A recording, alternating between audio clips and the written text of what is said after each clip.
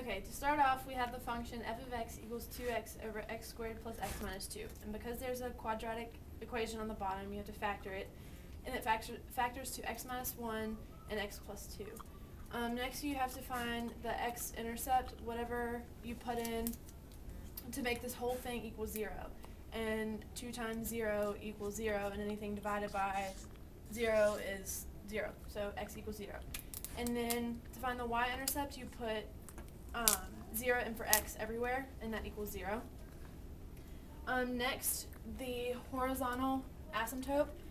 To find that, the degree on the top is smaller than the degrees on the bottom, so y equals 0.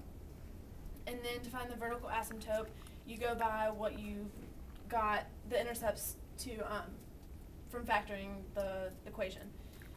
Okay, next you plug in the vertical asymptotes and the horizontal asymptote. And in this case, it's -2 and 1, and then y equals 0 for the horizontal asymptote. Because the x and the y intercepts equal 0, you just have to plug in or find points. And in this case, we did -1 and put it in here, and when you solve that, it's positive, so you draw the line up. Then we did 1/2 because 0, it's in between 0 and 1, and when you put it in there, it's a negative, so you draw it down.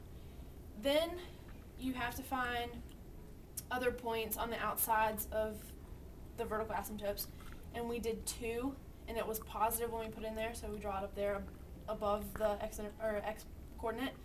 And then we did -3 and put it in there, and it's negative, so that's the graph. Merry Christmas.